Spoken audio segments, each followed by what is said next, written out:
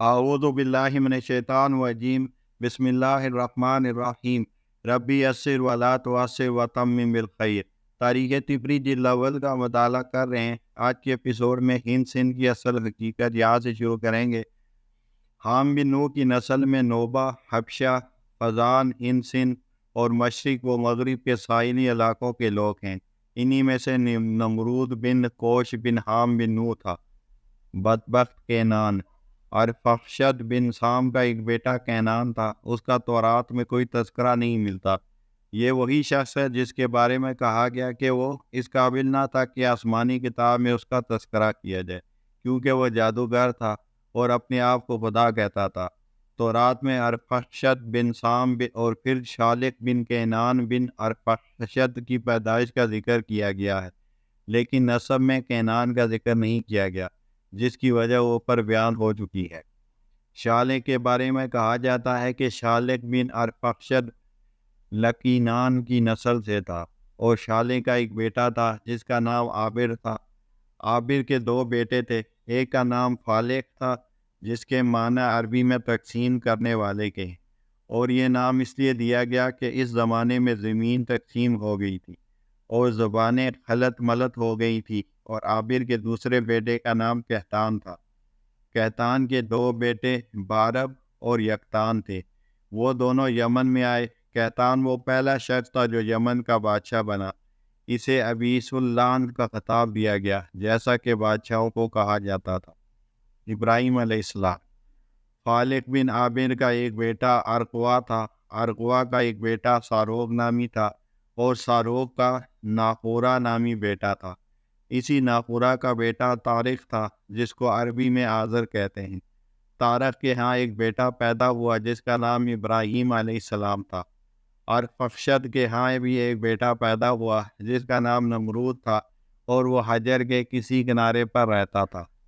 لاوز بن سام کے بیٹوں میں سے تسم اور جتپس یمامہ میں رہتے تھے، اور املیک بن لاوز حرم اور اطراف مکہ میں سکونت پذیر تھے، اور ان کے بعد لڑکے شام کی طرف چلے گئے۔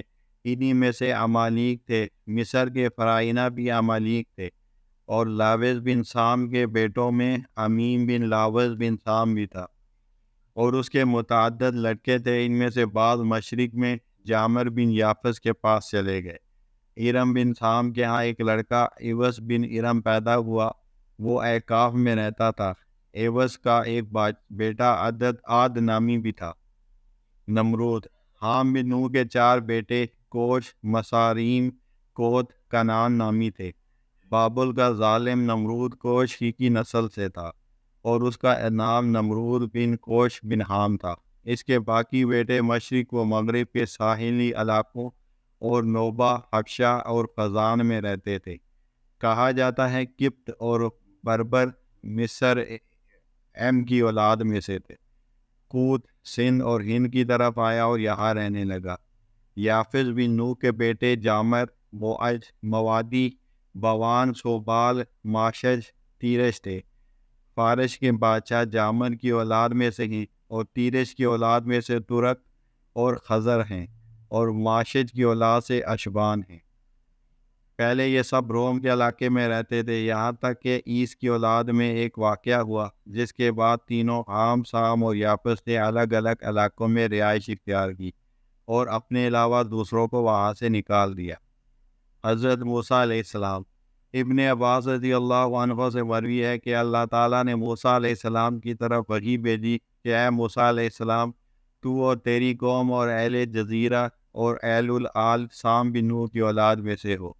حشام بن محمد سے اپنے والد سے نقل کرتے ہیں کہ اہل سندھ اور ہند توقیر بن یختن بن عابر بن شالق بن ارفخشد بن سام بن نوح کے بیٹے کی اولاد میں سے ہیں۔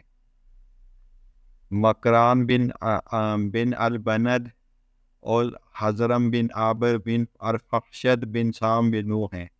حضرموت بن یختن بن عابر بن شالق بن ارفخشد بن سام بن نوح ہیں، اور یختن کہتان بن عابر بن شالق بن ارفخشد بن سام بن نوح ہیں۔ یہ اس قول کے مطابق ہے کہ جو کہ ان کو اسماعیل علیہ السلام کی طرف منسوب نہیں کرتے، اور اہل فارس بن تبرش بن ناصور بن نو کے بیٹے ہیں، اور نبت نیت بن ماش بن ارم بن سام بن نو کے بیٹے ہیں، اور اہل جزیرہ اور آل فاش بن ارم بن سام بن نو کی اولاد میں سے ہیں۔ املیک یعنی عرب اور تسم اور امیم لوزین سام بن نو کی اولاد میں سے ہیں۔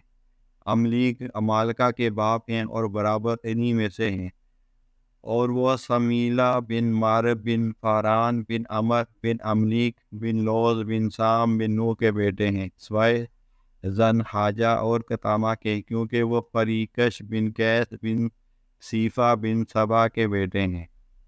وآخر دعوانا الحمد للہ رب العالمین۔